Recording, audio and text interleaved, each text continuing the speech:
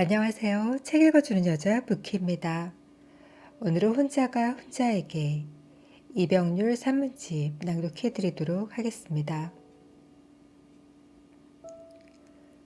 좋아하는 것도 사랑하는 것도 모두가 혼자. 누가 물었다. 사랑하는 것과 좋아하는 것의 차이가 뭐냐고. 굳이 대답을 하지 않았던 것은 짧게 대답할 수 있을 것 같지 않아서였다. 산 아래서 듣는 빗소리가 좋아서였다. 사랑을 하면 풍경을 진하게 보는 시인이 되고 시간 속에서 부자가 된다.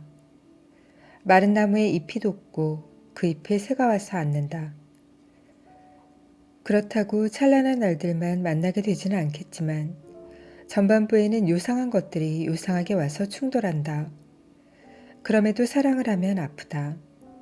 사랑하는데 어떻게 아픈가 싶은 그 아리송함 자체가 속 터지게 아프다. 하지만 누굴 좋아한다는 건 기분 좋은 어느 맑은 날이 가슴에 한가득 들어와 있는 상태다. 청소하려고 손에 낀 고무장갑이 청소를 마친 후에 쉽사리 벗겨지지 않는 상태가 사랑이라면 그나마 잘 벗겨지는 쪽이 좋아하는 거라고 볼 수도 있겠다. 좋아하는 게 노를 젓지 않고도 마음이 움직여 바다를 건너 섬에 안착하는 거라면 사랑하는 건 눈동자에 물감 한 통이 통째로 주입되어 시야와 감정 모두가 그 색으로 물들어 빠지지 않는 상태를 말하는 것이겠다. 하지만 그 둘의 차이가 분명하다고는 누구도 말할 수 없다. 어쩌면 단지 양력 11월의 어느 날과 음력 10월의 어느 날의 차이일지도 모른다. 사랑하는 것과 좋아하는 것은 차이가 있다고 할수록 희미하고 또 차이가 없다고 할수록 선명하다. 누군가 나를 좋아하고 있다. 겸연쩍게도 그것을 아는 일은 어렵지 않았다. 마주칠 때마다 공기 같은 것으로 또 같이 있는 것만으로 이내 화려해지고 마는 저녁자리의 분위기로 알아챌 수 있었다. 서로의 공통점과 살고 싶은 삶의 방향을 이야기할 때도 나는 알아버렸다. 나도 마침 그 사람을 좋아하고 있었다. 라디오를 많이 듣는 사람을 만난 것이 오랜만이었고 비행기의 맨 뒷자리를 좋아하는 사람을 만난 것은 아주 드문 일이었기에 만났다는 사실만으로도 근사했다. 하지만 누구나 사랑의 대상이 일시적으로나마 필요한 시기가 있다. 조금은 더 절박하며 조금 더 긴장하면서 쓸쓸한 시간을 연결할 수 있는 극적인 사람과의 미치겠는 시간이. 누굴 좋아하는 것이 나 스스로에게 보내는 알람이라고 한다면 사랑하는 것은 내가 나에게 내리는 명령이다. 나도 누군가를 좋아한 적이 있다. 좋아하는 그 자체보다는 오로지 누군가를 좋아하면서 파고 들어가는 감정만을 좋아했던 적도 있었다. 하지만 그것이 사랑이었을 때는 달랐다. 파도의 높이도 서로의 경계를 허물어뜨리는 파괴력도 충격적이었다. 그 굉장함은 사랑의 종말을 맞이하고도 그리고 세월이 몇 겹으로 바뀌고 나서도 마음에 큰 빚을 지게 했다. 사람들은 그 갚을 수도 없는 빚을 힘들다라는 말로 건조하게 축약해 사용하곤 하지만 모든 것이 끝나버렸는데 어떻게 어렵지 않을 수 있으며 그 어려운 상태가 고작 힘들다라는 것이라면 수제비를 먹고 나서 밀가루를 먹었다고 하는 것과 무엇이 다를까? 좋아하는 것도 사랑하는 것도 모두가 혼자 시간을 몰아가서 어느 한 결승점에 도달할 수 없다는 면에서 그 둘은 어렵다. 좋아하지 않고 살기도 사랑하지 않고 살기도 어렵다. 그 둘의 미묘한 뒷면과 뒤끝을 분간하는 일까지도 여전히 어려운 것처럼 말이다. 하지만 그 둘의 세계를 받아들이지 않는 상태를 산다면 삶을 방치한 채 꽤 오래 지루하게 시간을 죽이는 일에나 매달려야 한다는 것도 우리는 사실 모르고 있지 않은 것이다. 바람에 동백나무가 잠시 흔들렸습니다. 제주의 정한 작업실에서 창문 밖으로 보이는 풍경은 말 그대로 가을이었다. 마을 아래쪽은 먼 나무가 일렬로 심어져 있었고 하늘은 한눈에 다 담을 수 없을 정도로 넓고 드높았다. 이 동네에 돌담이 좋아 몇 번 걸으러 왔었는데 그날 이른 아침 우연히 길에서 만난 할머니에게 인사를 한 것이 지금의 작업실을 빌리게 된 기회가 되었다. 할머니, 이 동네 참 예쁘네요. 그러자 할머니가 눈도 안 마주치고 가던 길을 마저 가시며 뒤로 한마디를 던지셨다. 이쁘며 살던가. 나는 지지 않고 물었다. 집이 있어야 살죠. 할머니는 어제 옆집이 이사 나가는 것 같았다며 잠시만 있어 보라 했다. 옆집에 볼일을 보러 다녀오신 할머니는 자신의 집 마루로 올라오라고도 하셨다. 마루에 앉아 할아버지와 짧은 대화를 하고 있는 중이었는데 할머니께서 다짜고짜 밥솥에서 밥을 퍼 담으시더니 밥 먹고 이야기하자 하셨다. 밥 먹었어요 라고 했지만 아침을 안 먹은 얼굴이라며 그렇게 식사를 권하셨다. 그렇게 저렇게 해서 집주인과 연락이 닿았는데 집주인도 마침 시를 쓰는 어르신이었다. 정말 인연. 벽지를 바르고 공간을 손질하고 마당을 치우고 여름을 졸업했다. 아, 책들을 옮기는 일도 했었다. 그렇게 저렇게 여름이 시들 무렵엔 그 집에 적을 붙이기 위해 살뜰한 노력 같은 걸 했다. 동백 몇 그루를 사다 심었고 국은 몇 부레를 캐다 심었다. 아침 새소리에 눈을 뜨고 밤바람에 불을 밝히는 삶이 시작되었다. 그리고 얼마 후 아주 우연히 길 건너 늘 시선을 향하곤 했던 동네에서 당신이 태어났었고 당신이 유년 시절을 살았다는 사실을 알았다. 그 순간 난 얼마나 버둥거렸는지. 우리가 같이 찾았던 제주의 그때는 아주 너무 오래전이었고 제주의 동쪽이며 서쪽의 분간이 쉽지 않았으며 그저 해안도로만 따라 달리던 여행이었다. 그때 당신이 불쑥 그랬었다. 나 여기서 어렸을 때 살았던 적이 있어요. 저 마을에서요. 아버지를 따라 가족 모두가 내려와 살았던 때가 있었는데 바람이 참 많이 불었다고. 그리고 살던 집 옆에는 먼 친척이 살고 있었다고도 말했다. 아, 그랬다. 나는 그때를 기억하지도 못한 채 무심히 이곳을 작업실로 정했는데 이곳과 그곳이 멀지 않았다는 거였다. 그래서인가 참 자연스러웠다. 이곳으로 몸을 옮기고 적응을 시작하면서 어느덧 나도 모르게 이곳 바람에 마음을 붙여야겠다고 마음을 정한 것이 한 사람이 살았던 곳을 바라보면서 지낸다는 것이 이렇게 힘이 되는 줄은 미처 몰랐다. 한때 많이 좋아했고 존경까지 했던 사람이 살았던 자리였을 뿐인데 그곳이 나를 지켜주고 있다는 믿음마저 들었다. 자리가 사람을 선택하기도 한다는 말을 땅이 어느 한 사람을 기다리다 마침내 그 사람을 이사오게 한다는 말을 이제는 믿기로 했다. 어느 해질 무렵에는 늘 바라보기만 했던 동네 깊숙한 곳으로 발걸음을 옮겼다. 돌담을 따라 골목에 들어서면서 나는 벌써 그곳에다 집 한 채를 짓기 시작했다. 길고양이 한 마리가 나를 보자 도망가지도 않고 가만히 앉아 나를 지켜봤다. 인사를 생략하느라 인사하지 못했는데 고양이의 큰 인사를 받았다. 점심밥 짓는 냄새가 퍼지면서 벽에 비쳐들던 빗줄기가 도드라지는 사이 꼭 그 집일 것만 같은 집 앞에 나는 서 있었다. 집터와 집의 생김은 사는 사람을 꼭 닮는 법이니까. 바람에 동백나무가 잠시 흔들린 것뿐인데 나는 숨이 가빴다. 한때 버거워했던 누군가의 집 앞에 서 있다는 것은 그리고 집 안에 있던 그 사람이 식구들에게 다정한 말을 건네는 소리가 들려올 것만 같은 벼랑간 그 사람이 문을 열고 나올 것 같아 다리에 힘을 잃고 말 것 같은 얼마나 황홀하도록 벅찬 일인가. 그 제주의 자그마한 집엔 몇십 년 전에도 몇백 년 전에도 그 사람이 살았을 것 같다. 그 사람의 전생에도 그 전생의 전생에도 그 사람이 산 자리는 오래 그곳일 것 같다. 나를 많이 오해했던 사람, 그래서 한쪽으로 내가 많이 미워했던 사람. 바람에 동백나무가 잠시 흔들린 것뿐인데 그 사람이 온 것처럼 바람향이 나를 툭 치는 것 같아 나는 뒤를 돌아다 보았다. 바람의 향기보다 더 좋은 향기는 세상에 없다고. 내가 언제 당신에게 나지막히 말했었다. 바람 부는 나를 제일 좋아한다고 당신도 말했었다. 아름다운 돌담길을 따라 작업실로 돌아오는 길, 당장 대파라도 사서 마당 빈 곳에 심어야겠다는 생각을 하면서 제주에서만큼은 취하지 않겠다는 다짐 같은 걸 했다. 풍경에도 사람에도 술에도. 매일 밤 보름달이 뜬다 해도 까짓거 취하지 않으리라. 그렇게 다짐했다.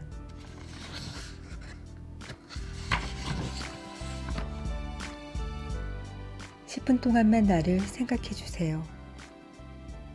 10분 거리면 닿는 단골가게, 나만 아는 10분 거리의 산책길, 사고 한 개를 음미하거나 노래 한 곡을 연속해서 듣는 10분.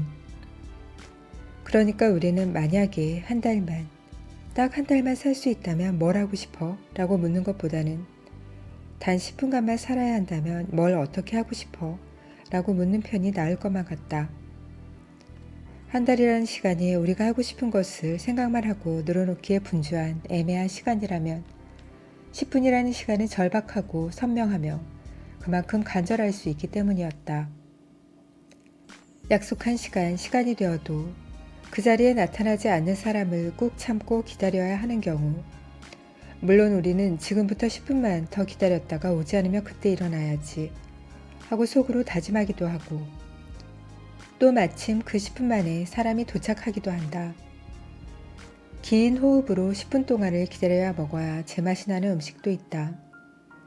오븐에서 막 꺼낸 뜨거운 양파파이나 공기가 통하지 않는 병 안에서 수년 이상 숨을 쉬지 못했던 포도주가 그렇다. 언제나 나에게 또는 우리에게 절실히 필요한 건 1시간이 아니라 10분인지도 모른다는 생각에 휩싸이기 시작했다. 10분을 가만히 있지 못하는 병에 걸린 우리, 그리고 당신과 우리는 그 10분을 견디지 못할 뿐만 아니라 자주 무시한다. 나를 견디지 못하는, 스스로를 무거워하는 당신이라서 그 10분을 가벼이 여기는 것인지도 모르는 당신에게 나는 이제 10분이란 시간 안에 얼만큼의 연료가 들어있는지를 말하려 하는 것인지도 모르겠다. 10분 먼저 출발하거나 10분만 늦게 출발했더라도 우리는 큰 소나기를 안 맞을 수도 있었다. 내가 10분만 늦게 태어났더라도 당신과 생일이 같아서 당신의 운명과 나의 운명이 같을 수도 있었을 거란 가능성과, 당신이 10분 먼저 그 자리를 빠져나올 수 있었다면 나와 같이 올해의 밤길을 걸을 수도 있었을 거란 사실을 생각하면 그 10분에 중요한 것이 충분히 담겨 있는 것만 같다. 중국의 어느 도시에서 다시 기차를 타고 먼 외지로 향하는 길, 그 낯선 도시에서 만나 기차를 같이 타기로 한 사람은 10분을 늦어서 예약해둔 기차를 탈 수 없다고 했고, 2시간 반 뒤에나 출발하는 다음 기차를 탄 후에 나를 뒤따르겠다고 했다. 기차를 타고 자리에 앉으니 맞은편 자리에 갓 20은 되셨을까 싶은 스님이 앉아 계셨다. 털실로 뜬 모자를 쓰고 계시길래 못 알아봤는데 차림새를 보니 여승이었다. 나는 생각했다. 10분을 늦은 사람 때문에 그 기차표가 이 스님에게 넘어갈 수 있었구나. 독특한 복장을 하고 맞은편에 앉아있는 한 사람으로 인해 전후 사방의 풍경이 더 이국적으로 다가올 수밖에 없었다. 나는 스님과 필담으로라도 이런저런 이야기를 하고 싶었으나 그것은 나의 일방적인 호기심일 것이라 그만 그쳤다. 스님은 창밖의 풍경에 아랑곳하지 않고 기차가 달리는 내내 긴 잠에 빠져 계셨기 때문이기도 했다. 어린 스님의 잠든 모습에서는 한 여성이 거느릴 수 있는 일말의 차가움이랄지 도도함 같은 거라고는 찾아볼 수 없는 데다 그냥 어린 사슴 같기만 해서 덜컥 내 마음이 작아지곤 했다. 스님이 잠결에 털모자를 벗었는데 정수리에는 종교적인 문양의 문신이 새겨져 있었다. 저 큰 문양을 새기느라 많이 아팠을 것 같았다. 나는 스님 맞은편에 앉았다는 특권만으로 무리하게 사진을 찍을 수도 없는 상황이니 잠든 스님의 모습이나마 기억하기로 하고 찬찬히 훔쳐보기만 했다. 성직자가 아름다운 것은 그들이 철저히 혼자인 삶을 살아서겠지 라는 별 생각도 아닌 생각으로 기차와 함께 흔들리면서 말이다.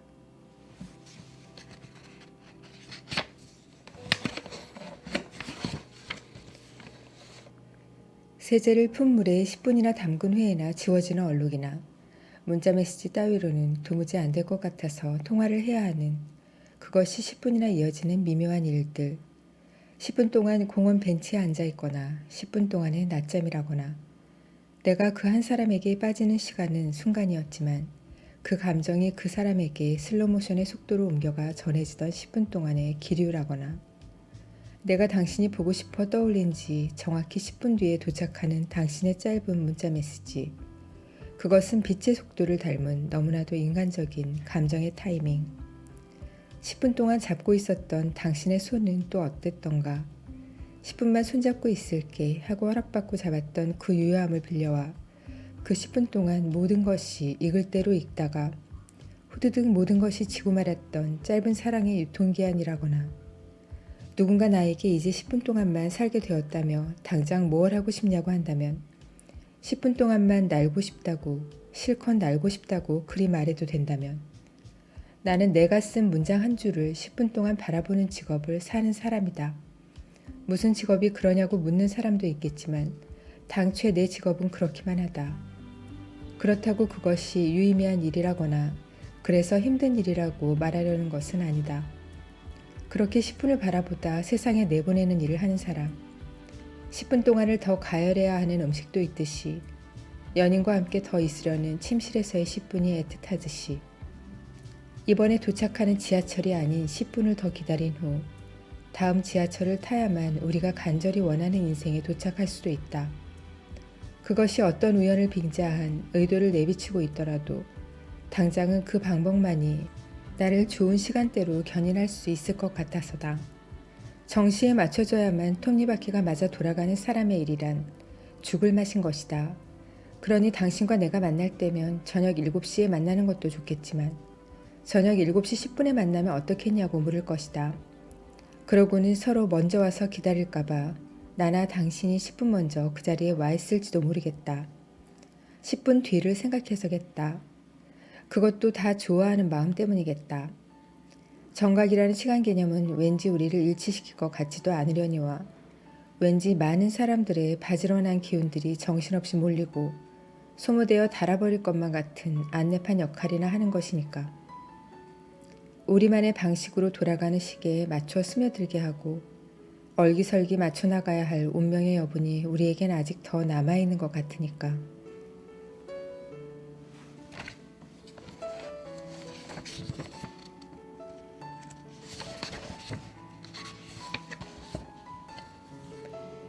그동안 모른 척했던 나 자신이라는 풍경.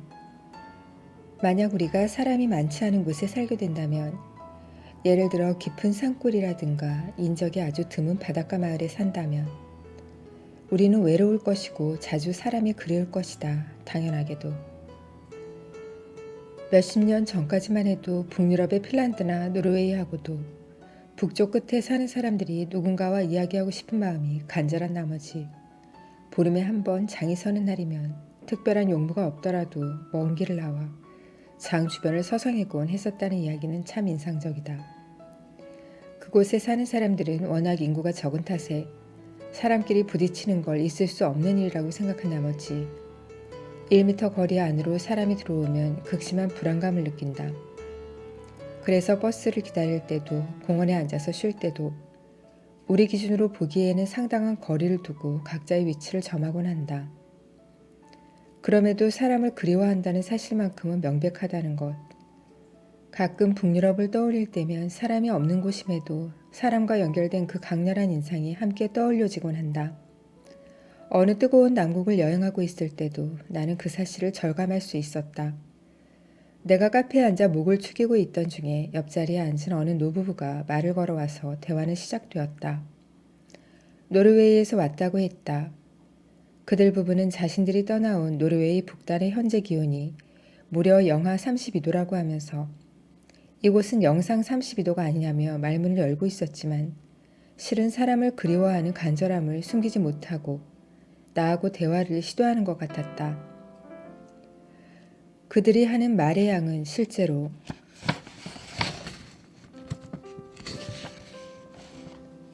엄청났다. 단순히 카페 옆자리에 앉은 사람들끼리 할 수 있는 이야기의 범주를 넘어 처음 본 나를 자신의 집에 꼭 초대하고 싶다고 했다. 내가 말을 잘못 꺼낸 것일까? 북유럽의 겨울을 특별히 좋아한다고 했더니 나에게 언제 올 수 있겠냐고 다이어리를 펼치기까지 했으니 참 대놓고 말리자니 좀 그래서 멀지 않겠느냐는 표정을 지어 보이며 오슬로에서 멀지요? 라고 물었더니 8시간밖에 안 걸린다고 했다. 만약 그 자리에서 술 한 잔을 나누기까지 했더라면 취중에 실로 엄청난 약속을 하고 마는 자리가 됐을. 그만큼이나 과하고도 묘한 분위기였다. 사람을 피해서 떠난 나와 사람을 찾아 떠나온 노부부. 두 길의 감성 차이는 선명했지만 살고 싶어하는 방향이나 온도는 다르다고 냉정히 말할 수 없을 것 같았다. 나는 핀란드의 북쪽 끝 로바니에미의 산타마을까지 올라갔다가 만난 어느 호숫가의 풍경을 잊을 수 없다. 꽁꽁 언 호수 일대는 물론 엄청난 키의 침엽수림까지 온통 흰눈으로 뒤덮여 있었는데 인적 없는 그곳에 난데없이 작은 통나무집 하나가 나타났다. 일단은 문이라는 게 없었고 낮인데도 안에서는 옅은 불빛이 새어나오고 있던 터라 쉽게 안으로 들어갈 수 있었다. 불을 지필 수 있도록 벽돌을 쌓아 만든 공간을 가운데 배치해 두었고 한쪽 벽에는 장작이 한가득 쌓여 있었다. 불을 피우는 장소라는 걸 알았는데 대체 무엇을 하는 곳일까? 나 같은 사람은 궁금해할 수밖에 없는 공간이었다. 이 통나무 집은 그곳을 지나가는 사람 누구나 불이 필요하거나 몸을 녹이고 싶을 때 사용할 수 있었다. 차를 마시고 싶을 때나 도시락을 먹고 싶을 때도 불을 친구 삼아 찬바람을 막을 수 있는 통나무집. 그런 곳을 아무나 무료로 이용할 수 있다는 사실과 한쪽에 성냥까지 놓여 있다는 사실은 정말이지 아찔하기까지 했다. 나로서는 이런 것이야말로 세상 가장 먼 곳까지도 밝히는 불빛이 아니고 무엇이겠는가. 나 역시 불을 피우며 그것을 기획하고 준비하고 설치한 사람의 마음은 어떤 것일까 궁금하여서 떠나고 싶지 않은 마음이 절절 끓곤 했던 작은 나무집 한 채. 말이 많은 사람을 신뢰하지 않는 것은 4분, 5분 동안 혼자 이야기를 하면 속으로 뭔가를 숨기려고 저런다고 믿는 핀란드 사람들의 민족성은 그들을 세상에서 제일 말이 없는 사람으로 만들었다. 물론 그 과묵함의 힘에 의해서인지는 몰라도 술을 제일 많이 마시는 민족으로 등급이 매겨지기도 했다. 그런 사람들이 인적이 드문 곳곳에 통나무집 한 채씩을 만들어낸 것이다. 우리나라라면 무엇이 좋을까? 나는 우리나라의 아름다운 산 정상에 거울 하나쯤이 설치되었으면 좋겠다고 생각한다. 거울은 크면 클수록 좋겠지만 전신이 다 들여다 보이는 정도라도 좋겠다. 힘겹게 오른 산 정상에서 하늘과 산 아래의 풍경을 사진으로 담는 것도 좋지만 바로 우리 자신의 모습을 들여다볼 기회가 있었으면 하는 바람에서다. 거울을 보면서 헝클어진 머리를 정리해도 좋을 것이고 그냥 온몸에 힘이 풀린 채로 실없이 웃기만 한다 해도 좋을 것이고 지나온 세월과 앞으로 다가올 바람에게 말을 걸어도 좋겠다. 자신의 모습을 바라보면서 대견해해도 좋을 것이며 행여 자신의 모습을 바라보면서 쓸쓸함에 빠지더라도 난데없이 세워놓은 큰 거울 하나를 통해 우리가 우리 안쪽의 진빚이 어느 정도인지를 조금만 알아갔으면 한다. 나 자신이라는 산봉우리와 나 자신이라는 풍경과 나 자신이라는 넓이에 대해 조금은 알고 내려왔으면 싶은 것이다. 우리는 산에 너무 힘겹게 올라가서는 너무나도 쉽게 산에서 내려오고 마는 것 같아서 하는 이야기다. 산 정상이나 바다 한가운데에 서서 우리가 아무 장애물 없이 멀리 바라보고 서 있다는 것은 마침 우리에게 좌표가 필요하기 때문이라는 걸 영 모르는 눈치라서 꺼내보는 말이다.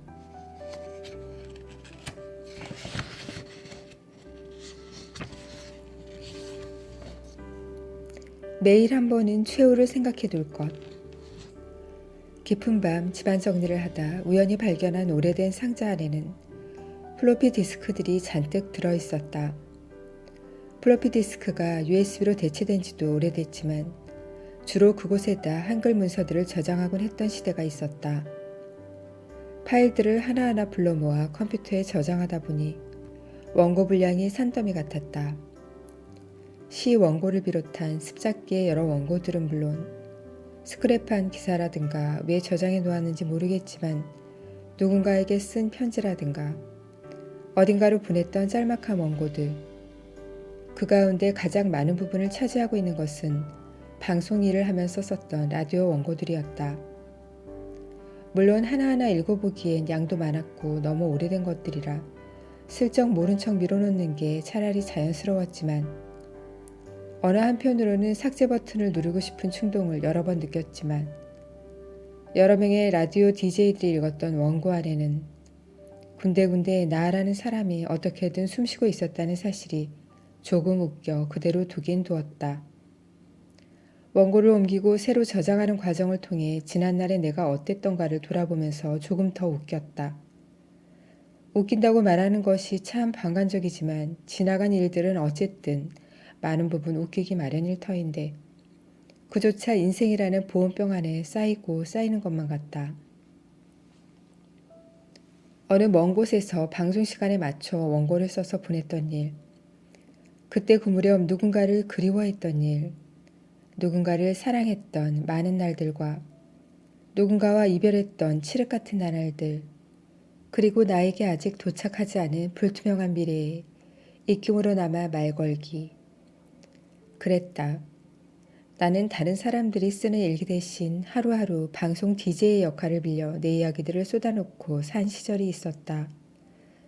문득 내 부족했던 원고를 소중히 읽어준 그 사람들이 그리워져서 괜히 나도 모르게 어질러진 방안을 둘러보며 쓸쓸해지는 밤이었다. 몇몇 얼굴들도 스쳐 지나갔다. 존재만으로 초롱했고 또 인간적으로 든든했던 신해철 씨. 너른 마음이 하염없이 빛났던 유희열 씨. 많은 서랍들을 가지고 있어 어느 걸 열어야 할지 잘 모르겠는 이소라 씨. 여러 밤 술자를 나누었던 내게 먼 불빛 같던 김광석 형. 오래된 원고 파일을 옮기다가 그때 어떤 시를 참 좋아해서 자주 방송에 인용했던 기억도 되살아났다. 이상희 시인의 가벼운 금원이라는 시의 일부인데 그 내용은 이렇다. 하루에 3번 크게 숨을 쉴 것. 맑은 강과 큰 산이 있다는 곳을 향해 머리를 둘 것. 머리를 두고 누워 좋은 결심을 떠올려 볼 것. 시간의 묵직한 태가 이마에 얹힐 때까지. 해질 때까지 매일 한 번은 최후를 생각해 둘 것. 이 몇 줄의 글을 책상 앞에다 우울에 붙여두고 이것을 한때의 나의 기준으로 삼으며 나의 방향으로 믿었던 시절을 생각하자니 코끝이 시큰거리기까지 했다. 이사를 할 때도 책상 정면에 붙여놓은 그 빛바랜 종이를 떼어다가 이사간 집 책상 정면에 붙여놓고 다시 한참을 바라봤던 때도 있었다. 나는 그 몇 줄로 인해 어떻게든 변했을 것이고 글을 쓰면서는 흰 모니터 속 커서의 깜빡거리는 횟수만큼을 간절히 살았을 것이다. 하지만 지난 시간들을 돌이켜보면 나는 나를 크게 변화시키지도 않았고 그렇게 간절히 원했던 다른 세계에 속해 살지도 않았으며 그저 겨우 덧대며 살아온 것은 아닌가 싶은 것이다. 구멍이 나면 꿰매고 헤어지면 깊고 그래도 허술해진 면이 크게 드러나면 아무거로나 가리면서 그렇게 근근히 나를 끌고 온 것은 아닌가 싶은 것이다. 하지만 바로 그만큼의 그것이 나는 아닐까. 작가 앙리 프레데릭 블랑의 말처럼 산 꼭대기에서 장과를 보여주는 것 외에는 아무런 쓸모없는 히말라야처럼 별 쓸모는 없을지라도 그 자체가 진실인 것이고 그것이 나 자신일 것이다. 그렇다면 나는 이제 어떻게 살아야 하는가? 하루 3번 숨을 크게 쉬고 좋은 결심을 떠올리며 매일 한 번 최후를 생각하고는 있는가? 하지만 역시도 이런 질문은 지난밤 무더기로 발굴된 원고 더미 속 그 오래된 시간 속에서도 수도 없이 내뱉고 되뇌곤 했던 중얼거림이 아니었던가 말이다.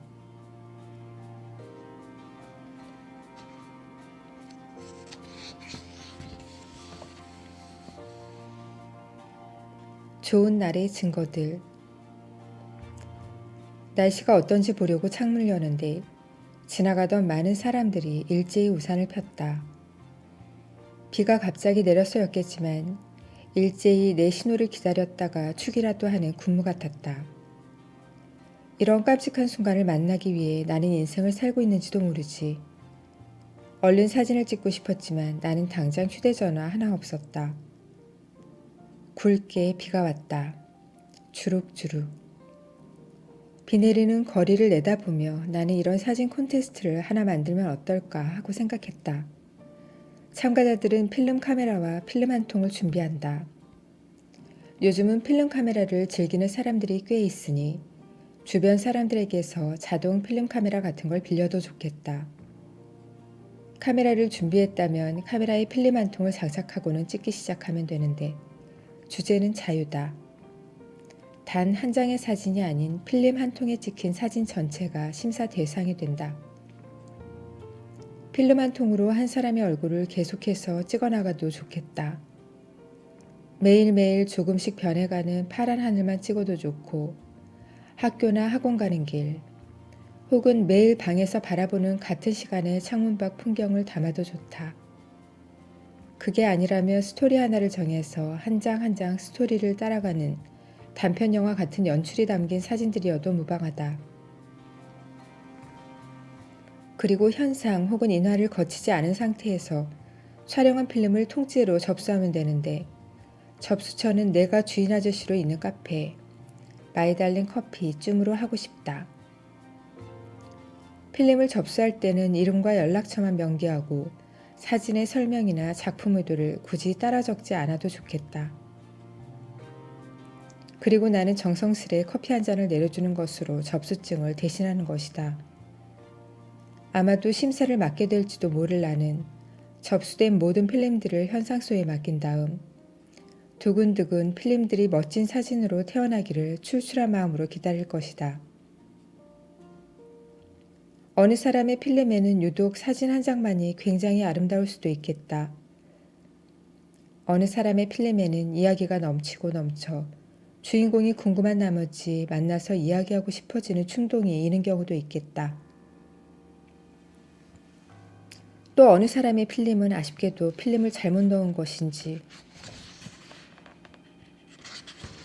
아무것도 찍히지 않은 채로 그저 하얗게 허탈하기만도 할 것이다.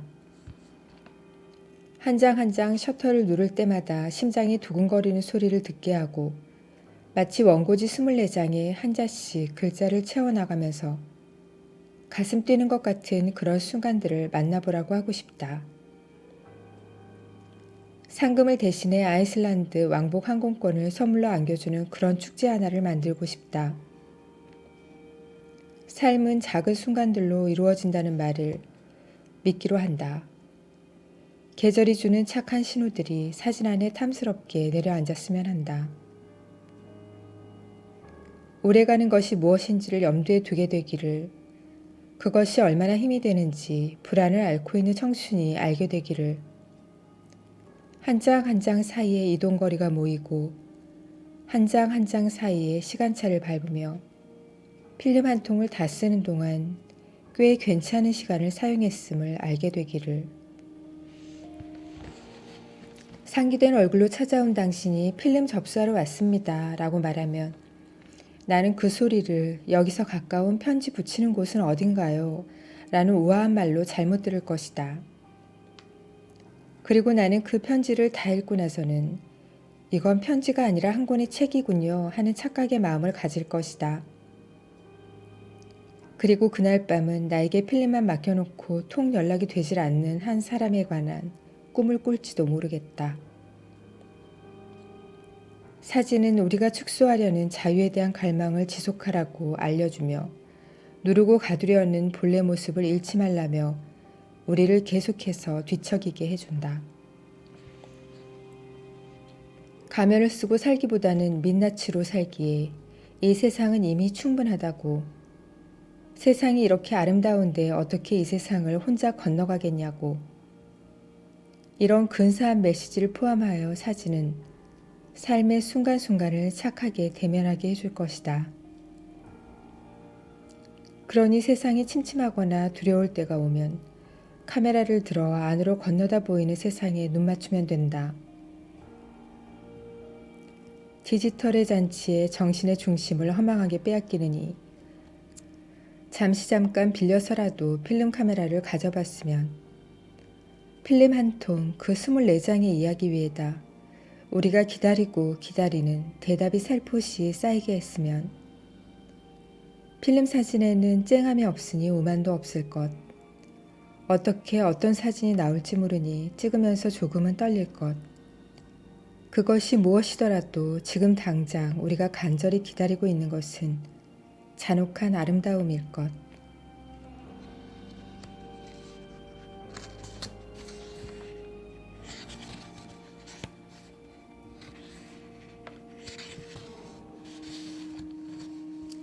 칼칼한 날에 나를 덮어주던 음식. 어느 먼 곳에서 목이 마르면 물잔 하나를 샀다. 그 밤이 너무 쓸쓸할 것 같을 때도 술 한잔 같이 하고 싶은 친구를 꾹꾹 그리워하면서 역시나 술잔 하나를 샀다. 종일 찬바람을 맞아서 목이 칼칼하거나 몸살 기운이 닥쳤을 때는 국을 담기 좋은 움푹한 그릇을 샀으며 도무지 음식이 입에 맞지 않는 날에는 칼을 사기도 도마를 사기도 했다. 사면서 슬프기도 했으며 조금 나아지기도 했으며 그런 와중에 또 다시 허기 속으로 함몰되기도 했다.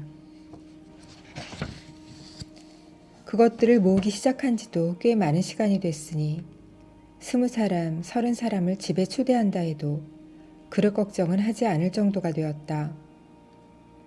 그 양 때문에라도 식당을 차리거나 카페를 열지 않으면 안 될 것만 같은 충동이 여러 번이었다.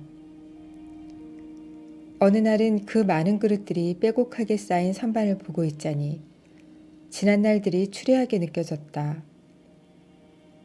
저 많은 것들이 내가 목이 마르거나 배고팠을 때 하나씩 사모은 거라니 짝을 맞추거나 비슷한 계통으로 분류하기엔 그저 하나하나가 다 다르게 생겨먹은 그릇들은 저마다 강력한 절대의 혼자임을 주장하고 있어 보였다.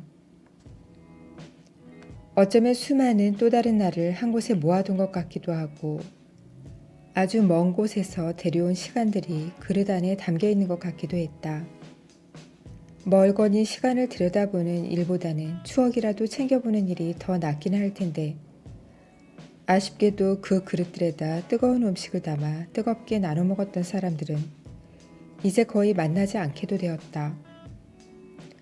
아쉽게도라고 쓰자니 뭐 그리 아쉬운 일일까도 싶다.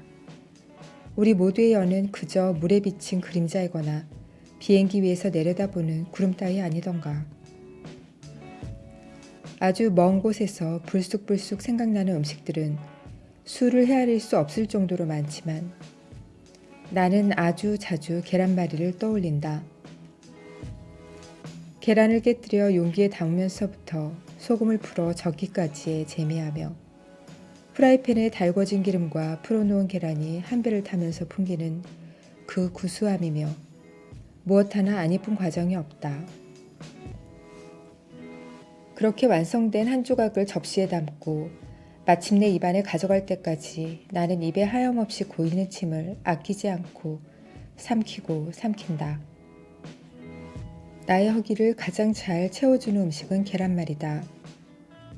아마 가장 손쉬운 요리이니 급할 때 감히 생각으로나마 엄두를 내는 것인지도. 날계란의 맛과 계란말이 맛의 다름과 차이를 알고 있는 사람이라면 아는 사실이겠지만 날계란의 반대말은 계란말이다. 아주 먼 나라에서 대책 없이 계란을 산 적이 있었다. 그냥 먹고 싶어서 샀지만 이른 아침 기차역의 한기가 나에게 전이 되고 있어서였다. 하지만 기름 한 병을 사자니 그랬고 더군다나 프라이팬이나 불을 구하거나 빌리기엔 더 그랬다. 새하얀 계란 10개가 담긴 비닐봉지를 들고 점퍼 주머니 속에 넣어둔 기내식에 딸려 나왔던 소금 봉지나 만지작거리며 역 주변을 걷고 또 걸었을 뿐 계란말이는 너무나 먼 음식이었다. 계란말이 한 줄이면 살 것 같았다.